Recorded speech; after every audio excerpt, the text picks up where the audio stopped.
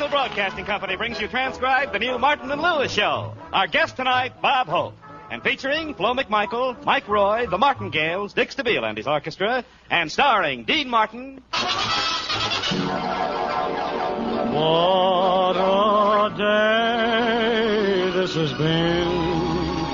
What a rare mood I'm in. And Jerry Lewis.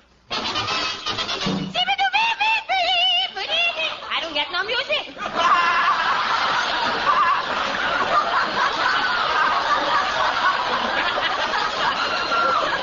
Jerry, I'm the singer on the show, and you're the comedian. Remember that? And so stay in your place, will you?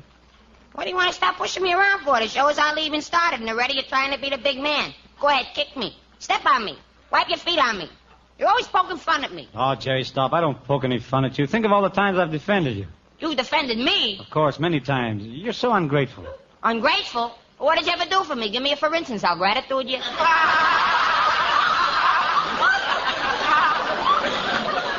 Bad enough I found out tonight that 70-30 isn't an even split.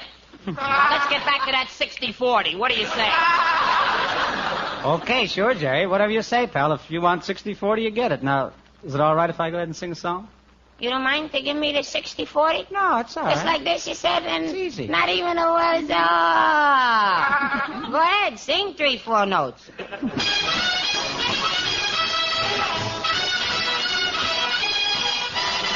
Pack up all my cares and woes.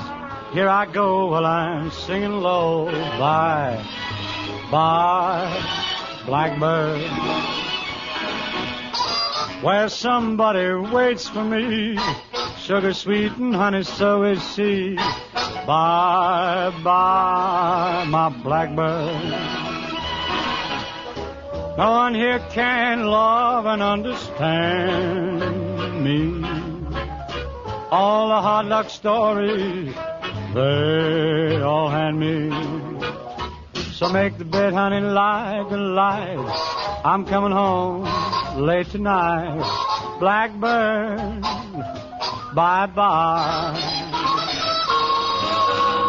No one here can love or understand me. All the hard luck stories, they all hand me. So make the bed, light the light. I'm coming home late tonight. Blackbird, bye-bye.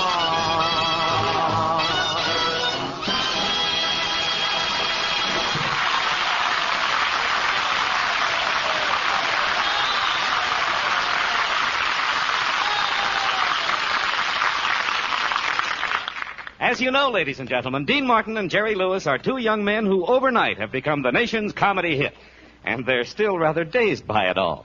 Now we take you back a few hours to this afternoon. We find the boys in their apartment getting ready, somewhat nervously, to go to NBC for their first radio show. Well, Jerry, this is our big day. We're actually going to do our first broadcast on NBC. Now, isn't that wonderful? Yeah, it's wonderful, Dean. Well,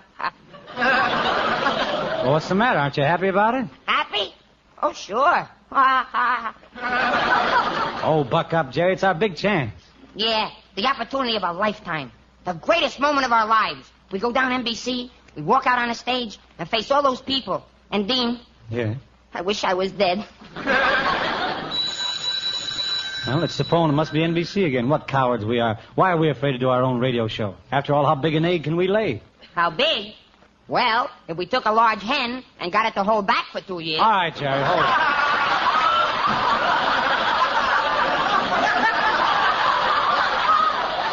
We've been acting like two frightened mice all day. We've got an ironclad contract to do the show. We've got to talk to NBC sometime.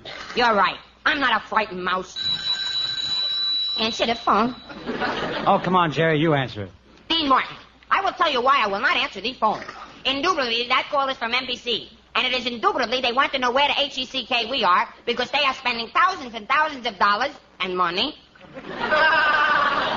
to build a sensational comedy and musical extravaganza around us. And if they think we are that important, why don't they call us? Jerry, they are calling us. Who else could it be besides NBC? Who else? Well, it could be a wrong number, a quiz show, Hey, a quiz show. They give you money just for answering a few questions. Give me that phone. Hello, 1492, Marie Antoinette and sulfuric acid. Ship the money.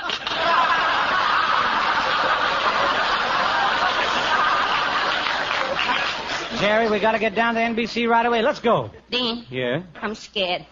Look, we've done all right so far. We shouldn't be afraid. We did all right in nightclubs, didn't we? Yeah, but those people pay $10 cover charge, so they had to like us. But at a radio show, the audience gets in for free, and at those prices, they can afford to hate us.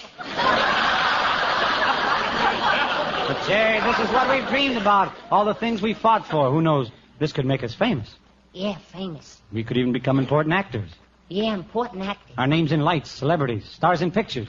Yeah, names in lights, celebrities, stars in pictures. I can see it all. Big hits in nightclubs. We're famous. Everybody wants us. Hal Wallace signs us for Paramount Pictures. NBC signs us for a radio show. We flop.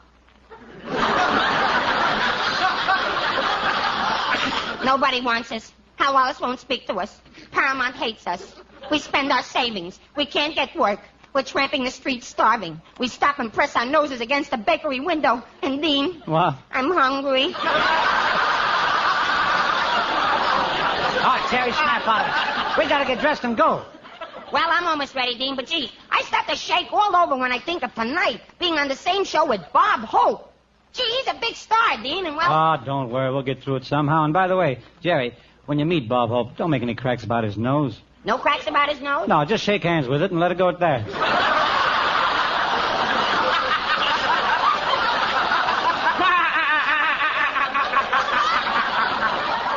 Shake hands with it. Hey, that was a sterling one.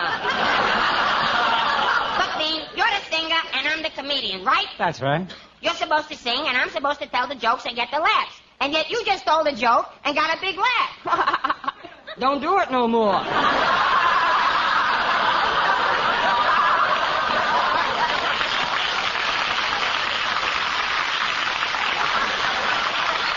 Come on, let's go down NBC. Oh, not so fast now. Let me take a look at you first. Stand up. Wash your hands. Yes, partner. Wash your face. Yes, sir. Behind your ears. Look, I'm just going to broadcast. I'm not going to get married. Anyway, what about you? Did you bathe? Well, of course. I take a bath every day. You take a bath every day. Well, of course. Oh, Dean, I'm so unworthy of you. Ah, come on. Let's get out of this apartment. Who is it? It's the maid. I have to come in and clean the apartment. Okay, come on in. We're just leaving anyway. Oh, my goodness, just look at the condition of this room. Oh, what's the matter with it? It's clean. Well, then that's a break for you. You have no work to do. I don't have any work to do. That's fine. I'm the maid, and I'm supposed to clean the apartments every day. And if your apartment isn't dirty, then I don't have to clean it. And if I don't have to clean your apartment, I won't have anything to do for a half hour. So I'll go out in the hall, and I'll light a cigarette, and the manager will smell the smoke, and he'll come up to me, and he'll say, "What are you doing smoking a cigarette in the hall?" And I'll say, "I haven't anything to do right now." And he'll say, "Why don't you clean the apartments?" And I'll say, "I didn't have to clean the apartments." And he'll say, "Oh, you don't have to clean the apartments, huh?" And he'll get mad and fire me, and all because your apartment is clean.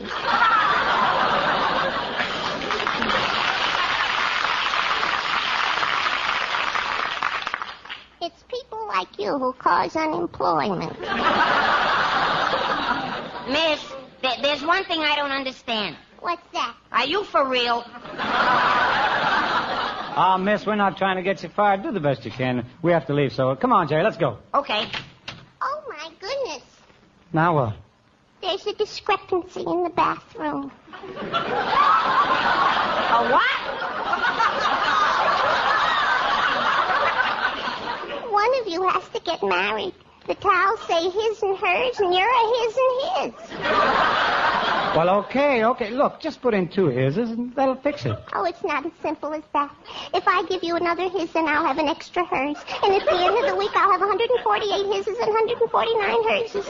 And the manager won't know why there's more herses than hises because we don't know how many hises there are in the building anyway. Okay, take all the towels out, all of them. From now on, we'll dry on newspapers. My, you're odd people. We ain't odd. We're entertainers. We're Martin and Lewis, and we got a radio show to do in a few minutes. Oh, you're on the radio. What do you do? Well, one of us is a singer. And the other guy's the funniest comedian you ever heard. Tells big jokes, kills the people, gets big laughs, and he screams, and people laugh, and he's so funny.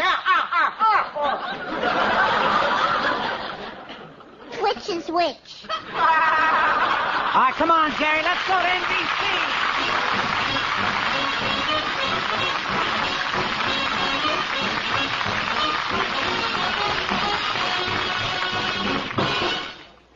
Folks, let me ask a question. What about your future? Will it be a secure one? Well, the best way to guarantee security and happiness is to make your savings automatic, and to be sure your savings are in an investment which is absolutely safe. So tomorrow, join the payroll savings plan where you work. Under this plan, a sum is set aside from each paycheck, whatever amount you decide. And as it accumulates, it is invested in United States savings bonds in your name. U.S. savings bonds, the finest, safest investment in the world today. You'll be astounded how quickly those bonds will pile up, ready to be used for an emergency. Meanwhile, they grow in value, year by year. So see about the part payment payroll savings plan tomorrow. Or, if you are your own boss, ask your bank about the bond-a-month plan. Either way is a sure way to a happy, secure future. And you'll be joining with 80 million other Americans who are already shareholders in the greatest country on earth. Buy United States savings bonds.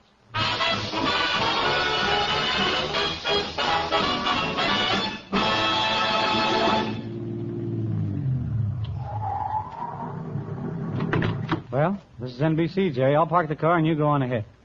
I'll wait for you, Dean. Oh, what are you afraid of? Buck up, Jerry. I never saw anyone so timid as you are. I can't help it, Dean. I'm so worried I got butterflies in my stomach. Now, take an aspirin. The butterflies will go away. I took an aspirin. They're playing ping pong with it. Go ahead, Jerry. I'll meet you in front of the studio. Bye. Bye.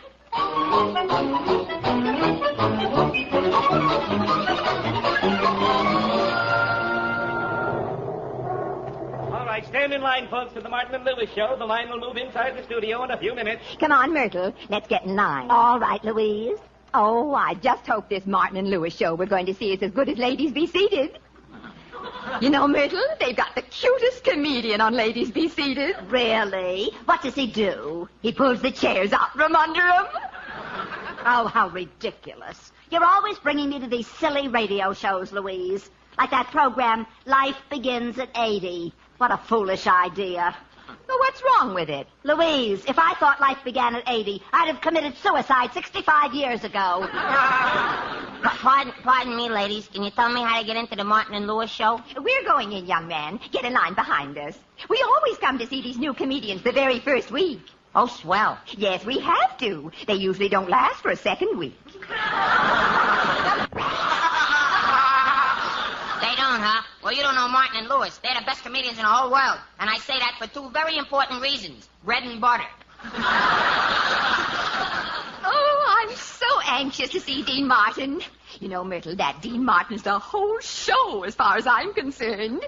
He really has talent. Now, wait a minute, lady. It takes two to make a team. Martin and Lewis. That's the team. They got to stick together. That's the way it is with any team. Where would Fibber be without Molly? Where would Kaiser be without Fraser?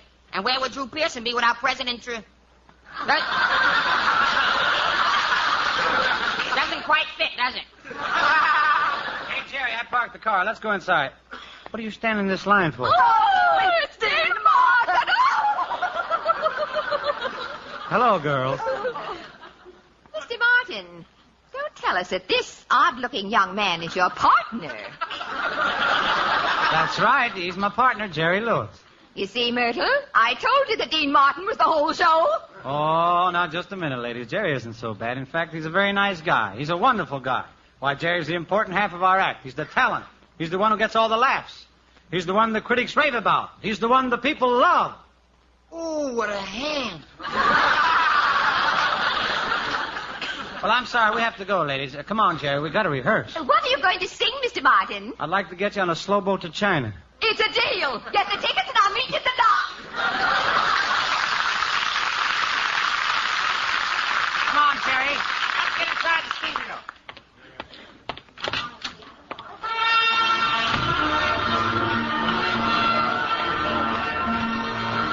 Oh, here's Mr. Martin now. Step right up to the microphone, Mr. Martin. We're ready for your song. Yeah, you sing, Dean, and I'll lead the band. Lead the band, Jerry. Do you know anything about leading a band? Do I know anything about leading a band? I just suggested leading the band, and you have the nerve to ask me if I know anything about it. What do you? Well, no. But don't worry about me. You take care of the singing, and I'll take care of the conducting. You'll take care of the what? I said, you take care of the singing, and I'll take care of the conducting. Why do you leave that last word up in the air? It's the end of a sentence. You're through with it. There's a period there. You don't need it anymore. You would say, I'm going to the corner, not, I'm going to the corner. I mean, who talks like this? Well, you talk the way you want. I talk that way because, listen.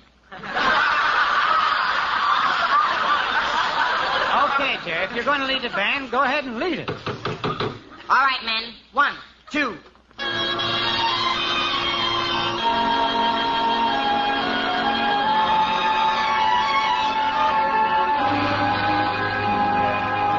Oh, Daddy made up this lullaby just to sing it to you.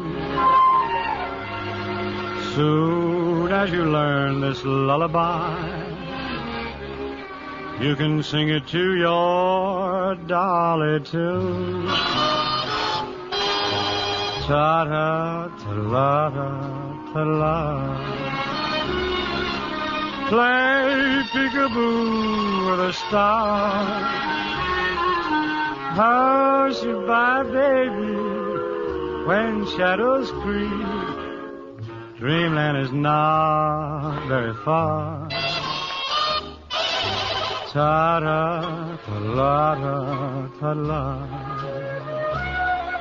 Just like the angel you are. Rock-a-bye, baby, now you're asleep. Ta-da, ta-la-da, ta-la. Ta-da, ta-la-da, ta-la. Ta-da, ta-la-da, ta-la. Play peekaboo with a star.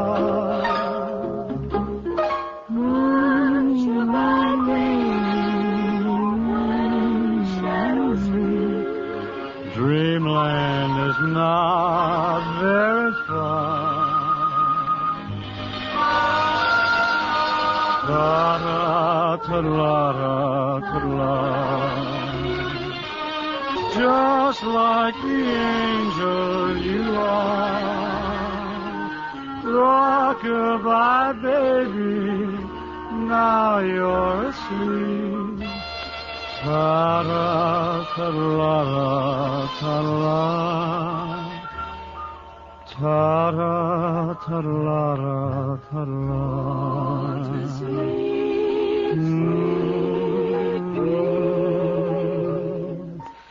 Go to sleep.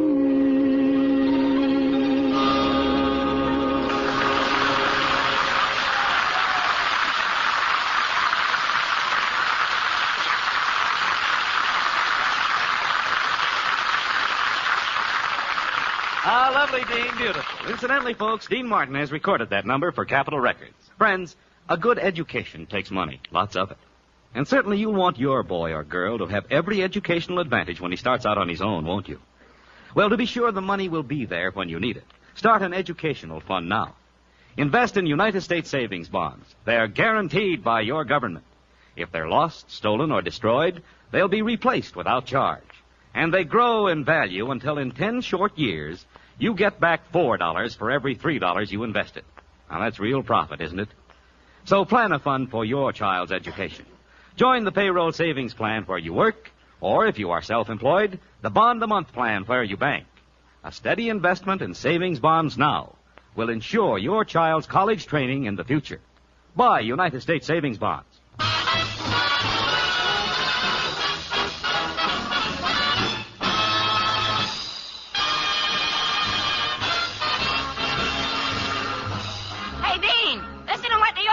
They shouldn't do that. Well, why not, Jerry? Sounds like the Bob Hope Show. Hey, Dick, Stabile, hold it. This is the Martin and Lewis Show starring those two sensational partners, Bob Hope and Swan Soup.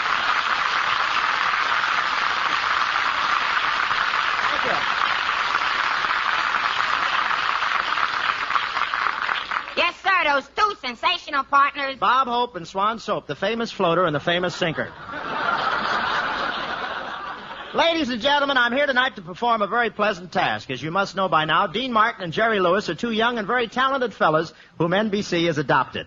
I'm sure they'll bring you many hours of top entertainment, and I'm sincerely honored to be here and welcome to the network the handsome, talented, gorgeous voice, Dean Martin. Well, thanks, Bob, for all the wonderful compliments. And his partner, Jerry Lewis. Thanks, Bob. Now, thanks, Bob, for, I don't get no compliments.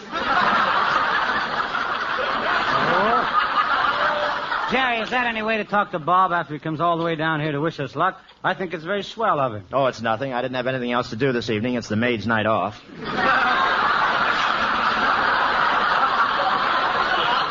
But I know how it is when you're starting a new show. It seems like only yesterday that I was worrying about my radio program. In fact, it was only yesterday. Well, we really appreciate this, Bob. We figured we need plenty of help to succeed in Hollywood. Oh, I'm sure you're going to be very successful, Dean. Well, how about Jerry? Yeah, how about that?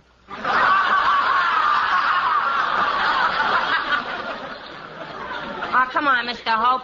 Stop making with the jokes like that. You promised you'd make us seem funny. Well, don't worry about it, Jerry. No comedian's ever going to top that top of yours. Tell me, who does your hair? Are you Bangy? Nobody does it. I just get out of bed, and if I can't see anything, I know my hair is combed. Well, Jerry can't help the way his hair looks, Bob. You see, when his parents found him on the doorstep, they threw him away and raised the Fuller brush sample. Well, that's hair, huh? He looks like the boy with a green Brillo. What's the matter with my hair? It's hair, ain't it? Are you asking or telling? I'm wondering. Well, there's nothing wrong with it, and it's just that you look like you're standing with your back to a high wind. It just grows that way, and I'm not standing with my back to any high wind. On the contrary.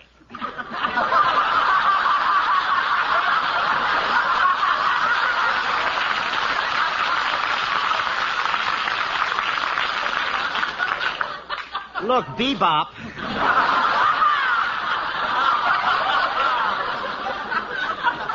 Were you born, or did your mother miss a question on truth or consequences?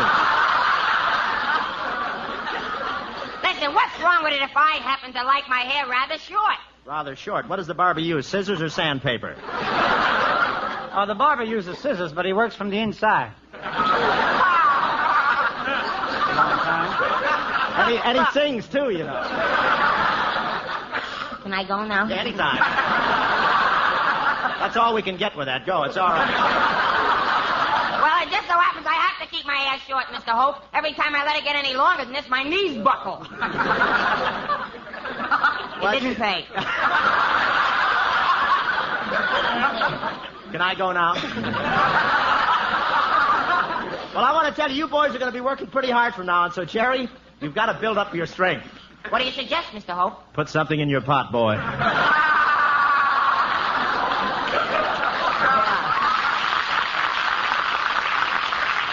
Oh, Jerry will fill out when he gets a little older, Bob. You know, he's not as old as some comedians.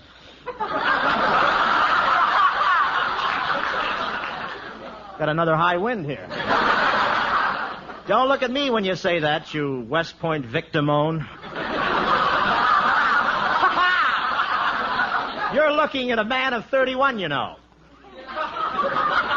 No laugh? 31. 31. 31. He keeps doing it till he gets a good reading. Wait a minute, Mr. Hope. I saw your birth certificate, and you're not 31. Jerry? Don't try to stop me, Dean.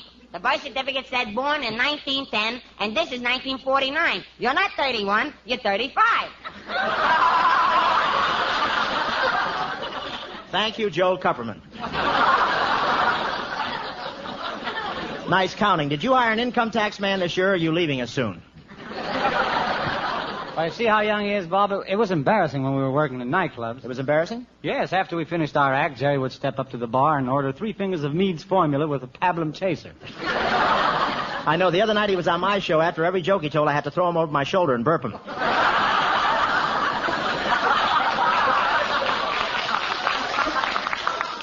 Now listen, you two. It's all right for you to stand there and vituperate my adolescence. But I will have you know that Jerry Lewis is capable of exuding as much sophistry as anyone else.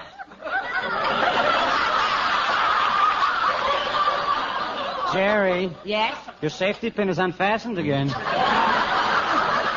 Yeah, and you can see the inside of your head.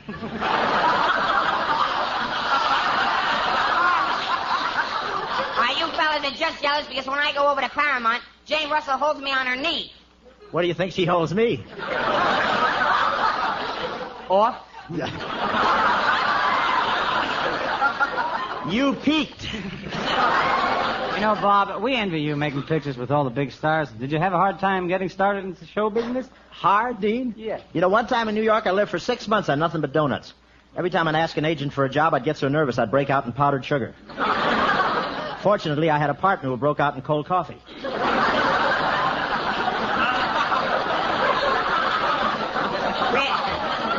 Really, Bob, we'll always remember one thing, though. You were so wonderful to us when we first came to Paramount, when we were poor and hungry, while we couldn't even afford to split one of those 50-cent box lunches. Oh, it was nothing.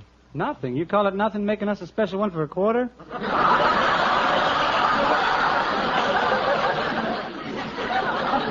Well, I came out all right. I just used less Swan soap in the salad. Hey, you boys are making a movie now. How do you like acting, Jerry? Oh, it's great, Bob. What scenes I have, what lines I deliver, what emotion I portray. Why, one scene I say, saying...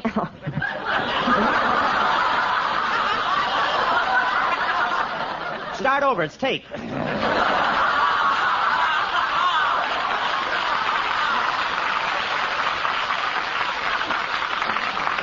Crosby starts 10 times a night. Go ahead.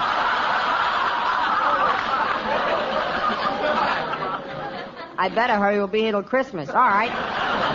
Why, yes.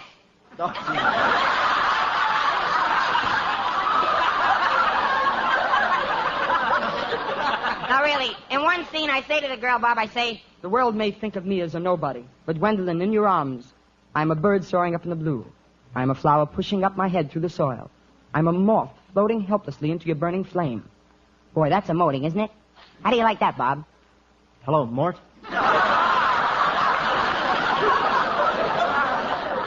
Jerry, tell me one thing. What's that? Are you for real?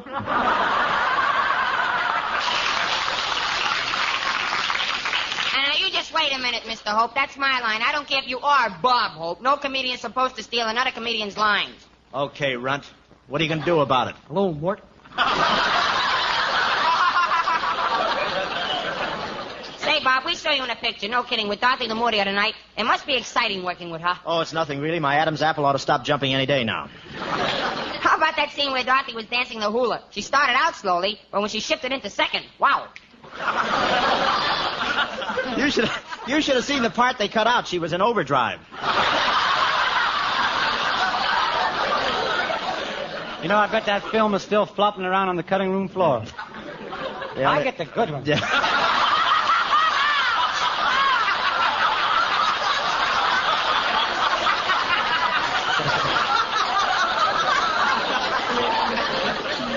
I had one that I thought was pretty good, but you ruined it right now. Would you mind trying your line once again? All right. You know, I bet the film is still flopping around on the cutting room floor. Yeah, only last week they finally beat it to death with a stick. Thank you very much. Say, by the way, fellas, I'm throwing a little reception for you guys tonight after your show. Oh, a reception for us? You hear that, Jerry? Yeah, can you get some girls, or is this too sudden? We'll be... Oh, step all of it. It's nothing at all. Just that me? Yeah, what? Would you mind? You're not exactly Saratan to me, you know.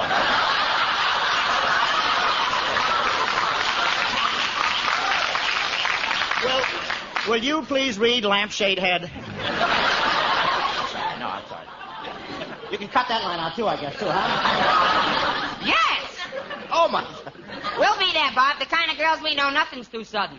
Bye.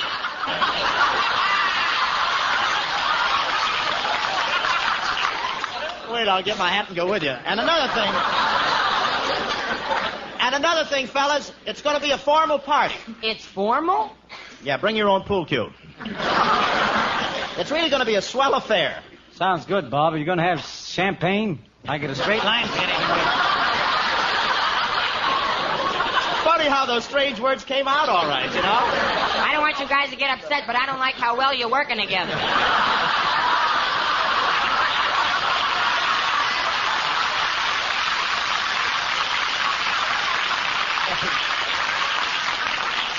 Don't worry, I can never match that hair. I'm having trouble growing it back here now. Would you mind feeding me again, if you don't mind? Sounds good, Bob. Are you going to serve champagne? No, I couldn't get any champagne, so I'm serving 7-Up and Coke. Nobody will know the difference.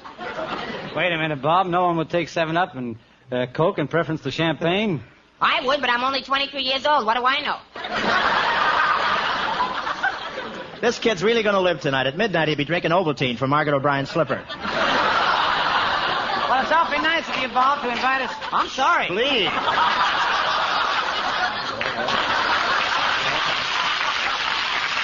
Well, I hope you folks are enjoying our career.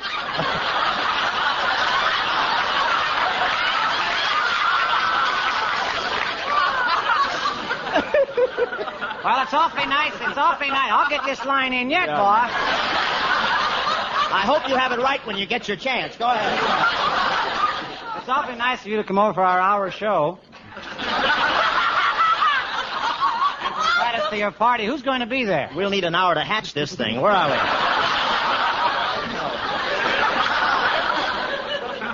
You've got me confused. You've read every line on this page.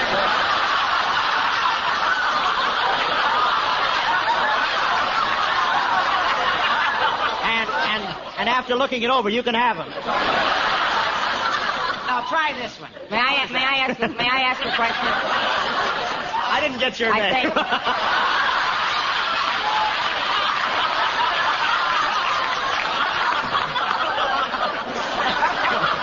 Why not? Why not? I'm helping to kill you, too. You might as well. Step in, Jerry. Step in. Jerry Colonna. Listen, I just wanted to tell you, fellas, that the man in the control room is laughing, but he's burning. We're very lucky if he's still with us, isn't he? He must be nailed down. Go ahead. Yes, Bob. Who is going to be in the party? Yes, is that it?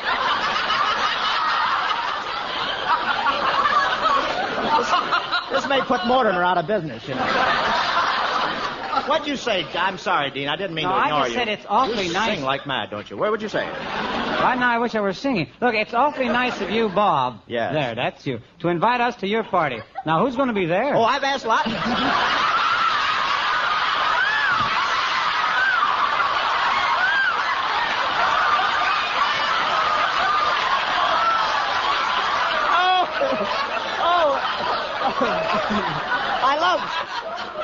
I love those lines where they go upstairs for the last row.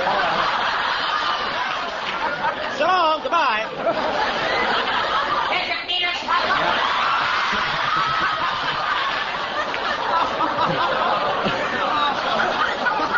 Nothing like getting a fresh start. I say, are you sure Abbott and Costello started this way?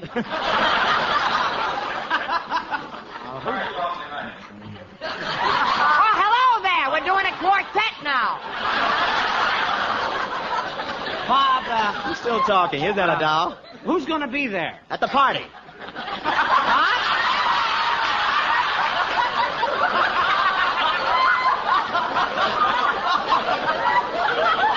Oh, they're going to do a lot of... Here we go. All right, let's go. Well, I'll tell you. All right, why don't you read your line just for All tape? right. Well, it's awfully nice of you, Bob, to invite us to our party. Who's going to be there? Oh, I've asked lots of important people. The only thing is, does Jerry know how to act at a party? Do I know how to act at a party? Why, one time in the back room of a barber shop... Jerry! Ad libs get more. Mighty quiet here. I'm only waiting for the cue. I'm not moving, brother. Jerry, hold it. Wouldn't it be funny if this was an audition? Oh, CBS don't know how lucky they are. I was only thinking, maybe Jerry will be a little raucous. Raucous? Me? Don't ever worry about Jerry Lewis being raucous. I'll make more noise than anyone there. Look, Steel Woolhead. I hope you understand I've invited big names, people of refinement and breeding and culture. Oh, that's all right. Refinement and breeding and culture pour out of me like sweat off a horse's neck. He sounds like a peeping... You gonna pull another bladder, or are you through with that? Anyone from me? I didn't do nothing. Maybe when I'm in the business as long as you. I doubt if you'll make it. I'm trying. You're a sweet boy, that's all. Do you really think so? I do. That's why I'm here. I'm not really after him. Say,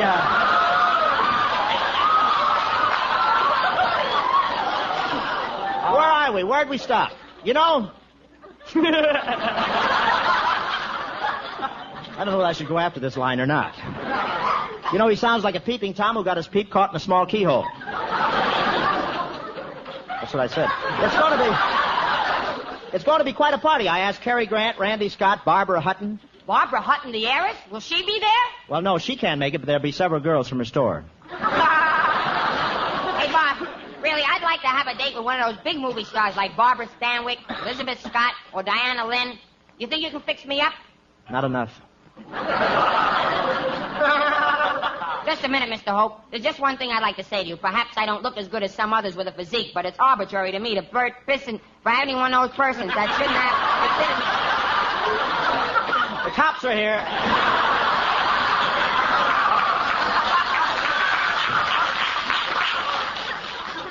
Well, it was fun, radio, wasn't it? Those nightclubs are still going, boy. Take it fresh, Jerry. Just a minute, Mr. Hope. There's just one thing I'd like you to... It's too close to the paper. I'd like you to know that people that have an opinion of someone that's got a physique like mine may not consider themselves more or less on the position that I am. Not of that. I've known many people that consider themselves, but not me. When I'm well enough to arbitrate, then I'm not sure enough.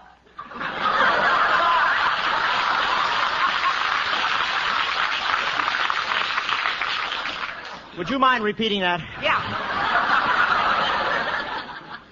Say, never mind. I've got to go now. See you at the party tonight. Well, okay, all kidding aside, it was nice of you, Bob, to come down and help us get started. We really appreciate it. While we're talking this way, Bob, there's something Dean and I have been wanting to say to you for a long time. What's that, Jerry? Well, Bob, we don't know what we'd have done without you since we arrived in Hollywood. You've always been willing to give us a helping hand when we lack courage and confidence. There was always you to go to. We could confide in you when we feel blue and all alone in the world. We could come to you with our troubles. And, Bob... Yeah? You're the type of guy we've always wanted for a mother.